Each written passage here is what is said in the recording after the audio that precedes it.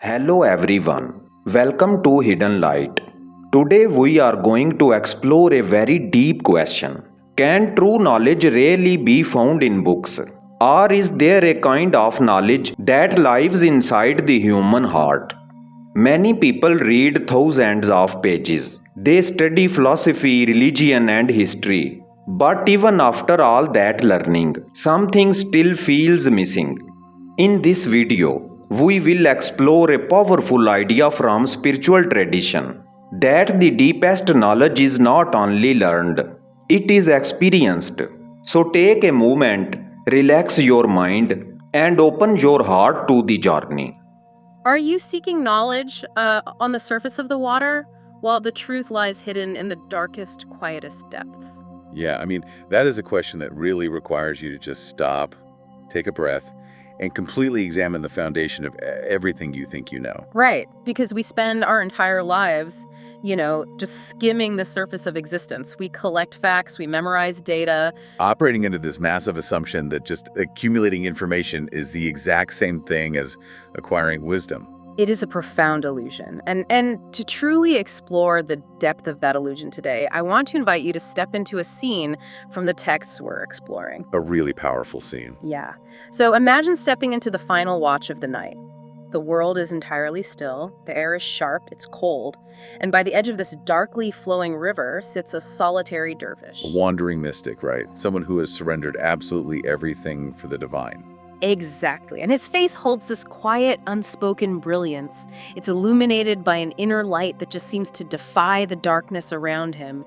And then, out from the shadows, a young, restless traveler approaches. And you can tell the exhaustion on this young man's face isn't just physical, it's a deep, heavy spiritual fatigue. Right. He collapses to his knees right there in the dirt before the dervish, and he makes this desperate confession. He says, I have mastered immense volumes of books. I've studied philosophy, the intricacies of logic, all the historical sayings. He says he's memorized the most complex exegesis, the intricate scholarly interpretations of the sacred texts. Right, but then he says, and yet my heart remains completely hollow. It's restless, it's terrified, and it's empty.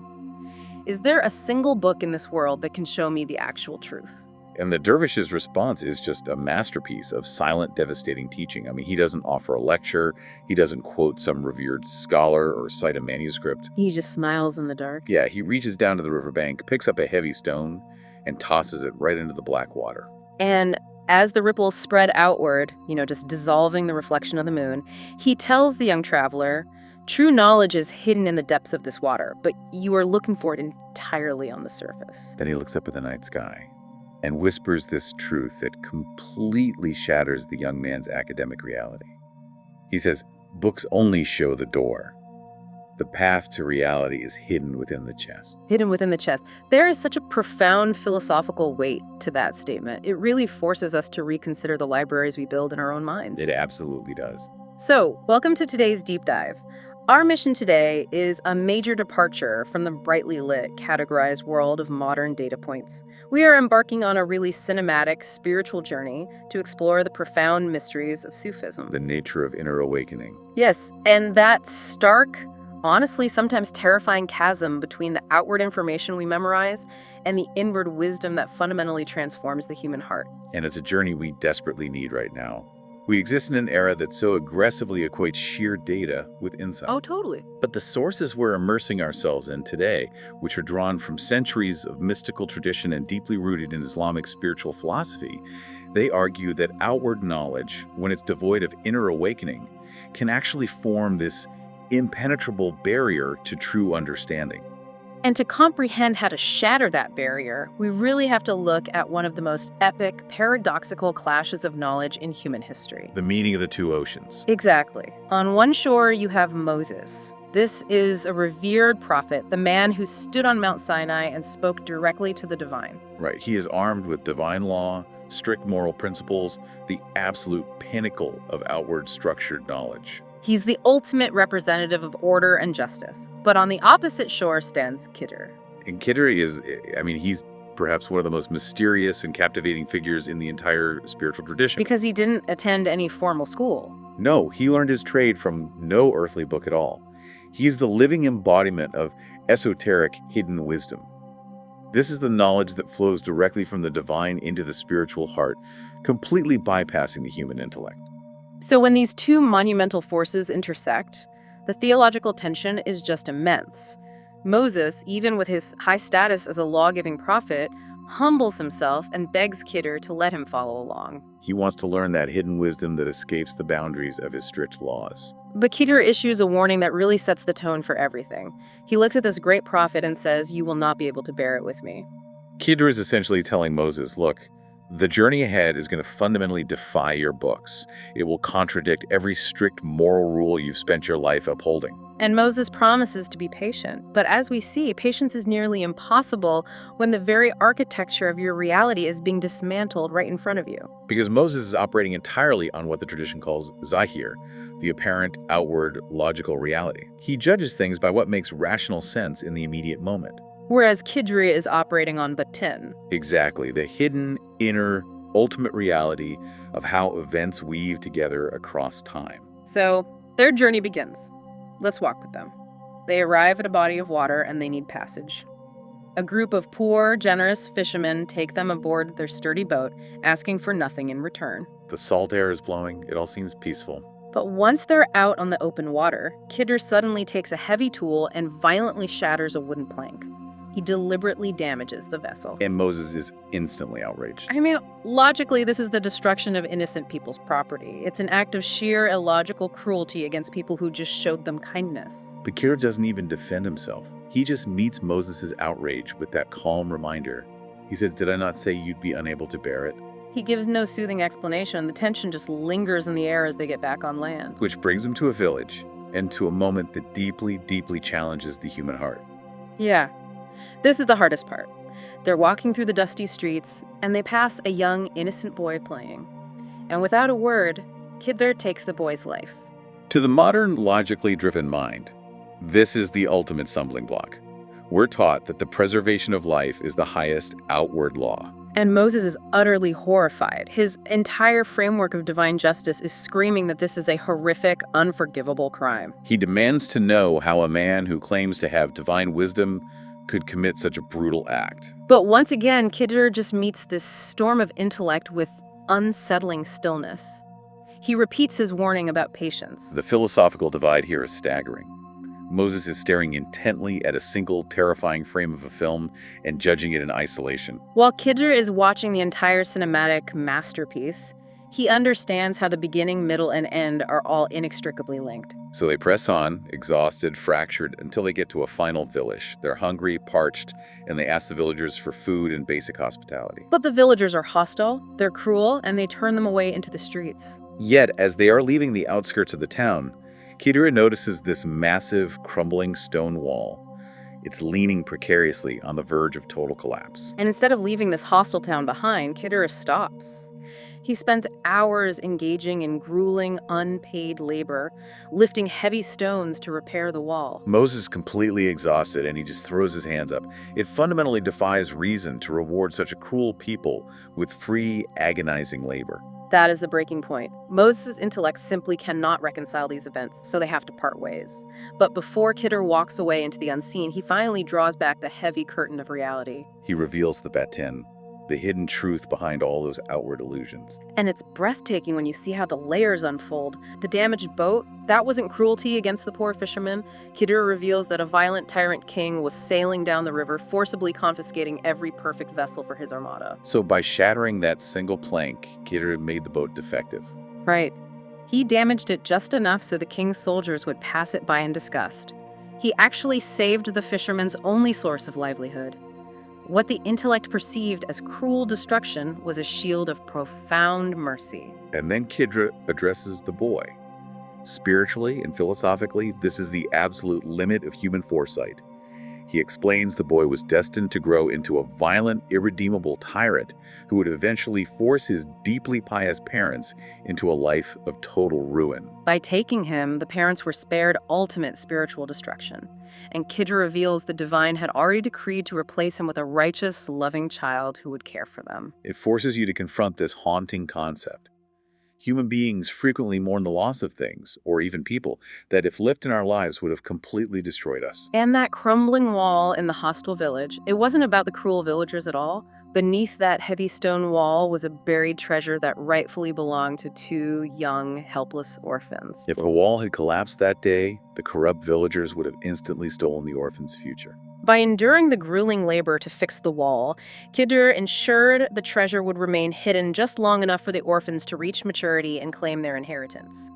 He labored for the unseen, not the seen. If we pulled this philosophical thread into our own lives, the implications are incredibly humbling. We are constantly navigating existence using the intellect of Moses. We judge our reality purely on surface-level logic. Exactly. A career falls apart, a cherished relationship ends, a door slams violently in our face. And our intellect immediately declares it a tragedy. But we don't have the vision of Khidr. We can't see that the flaw in the boat is the exact mechanism saving us from an unseen tyrant. We're so quick to judge the architecture of the universe based on an isolated outward frame. We're completely oblivious to the hidden grace and the interconnected tapestry operating just behind the veil of our perception. That is the essence of the clash between information and wisdom. Outward knowledge demands immediate answers. Inner wisdom demands the excruciating patience to let the story unfold. It requires deep humility, accepting that your intellect is a brilliant tool, but a tyrannical master. yes. And there is perhaps no figure in history who learned the agonizing limits of the intellect more dramatically than the subject of our next story. We have to transition from the ancient deserts to the magnificent scholarly heart of the 13th century. To understand the magnitude of this, you have to recognize who Jalaluddin Rumi was before he became the mystical poet the world knows today. At this stage, Rumi is the absolute zenith of academic pride. He's a master of jurisprudence, Yeah. a towering figure in philosophy, logic, theology. Picture the madrasa, the Islamic college where he teaches. It's quiet, save for the reverent rustle of turning pages and the scent of ancient ink.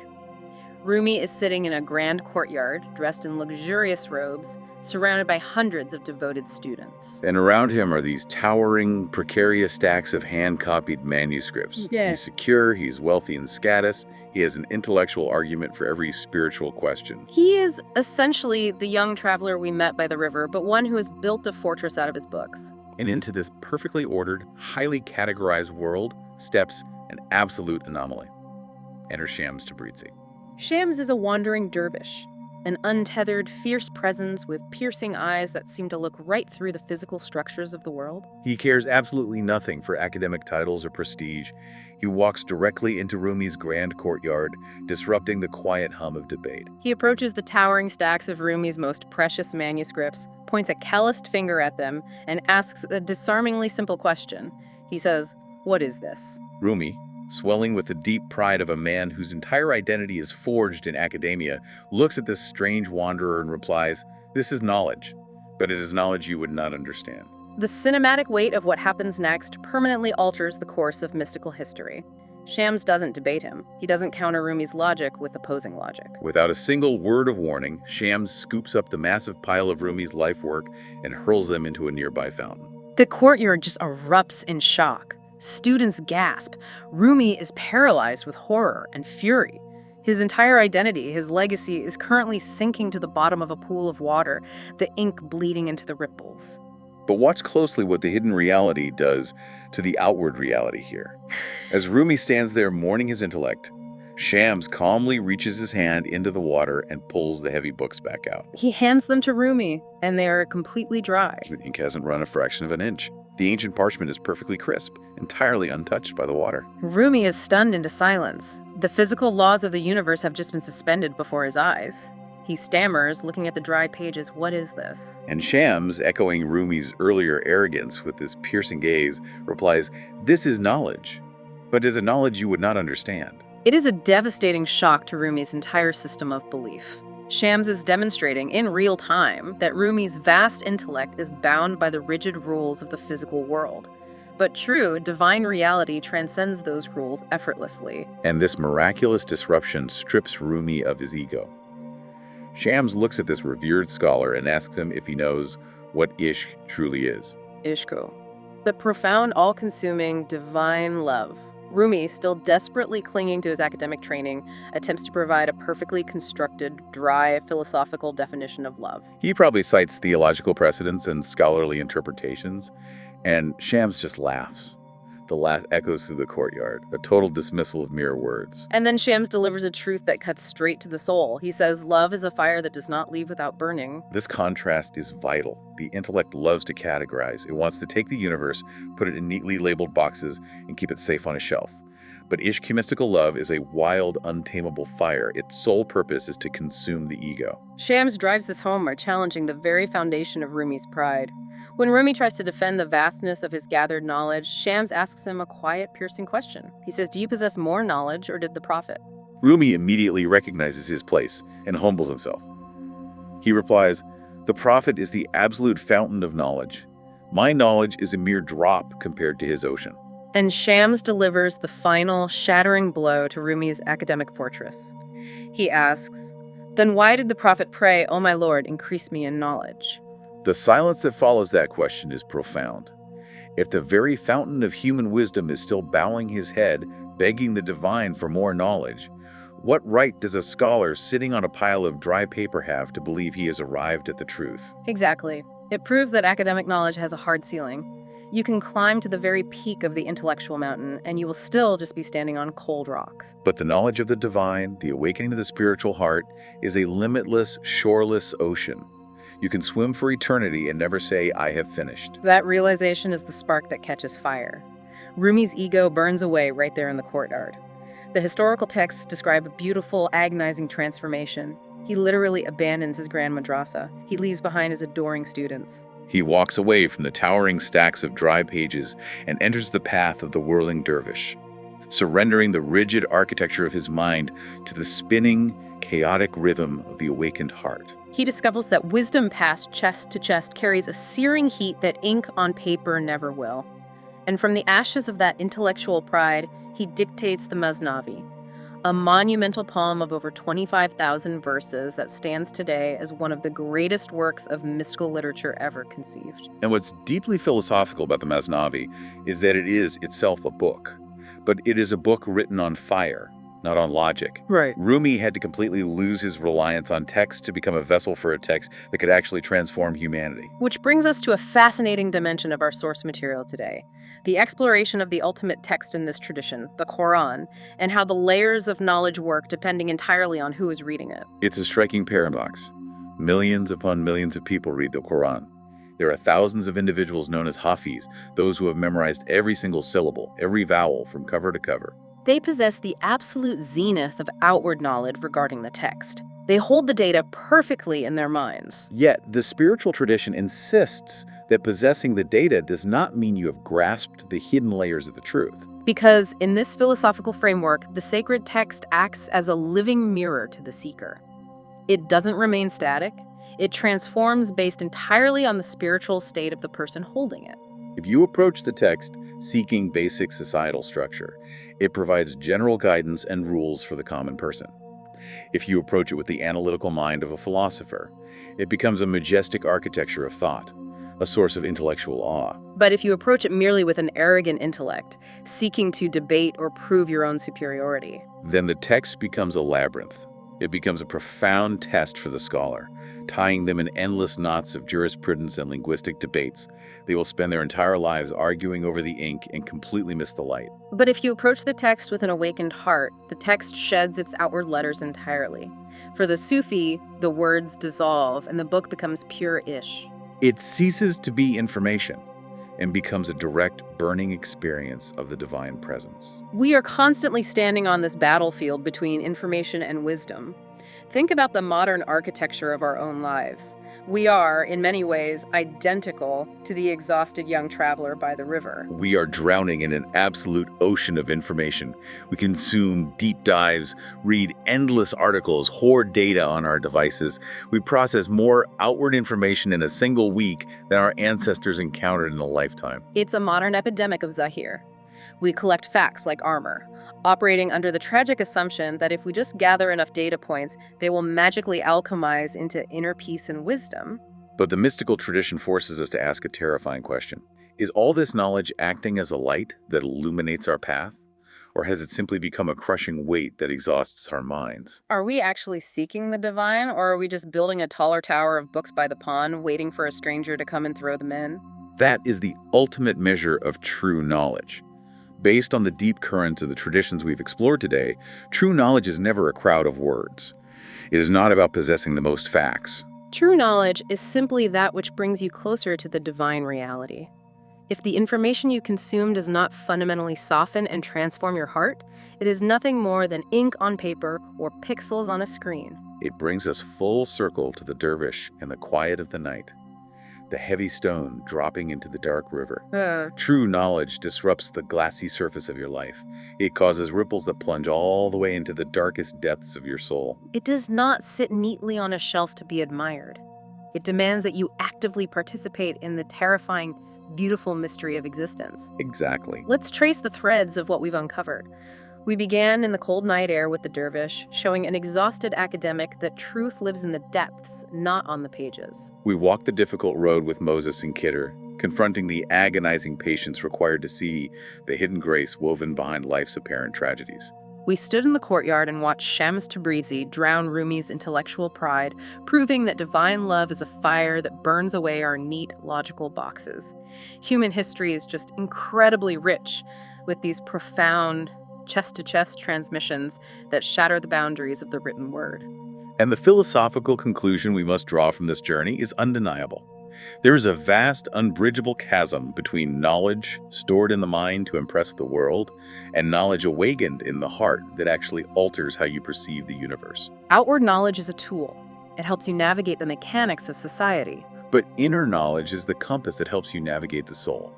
If you dedicate your life only to cultivating the outward, you will eventually find yourself incredibly wealthy in facts, but entirely bankrupt in meaning. As we conclude this deep dive, I want to leave you with a final, provocative thought to carry with you, a reflection on the future of our own minds.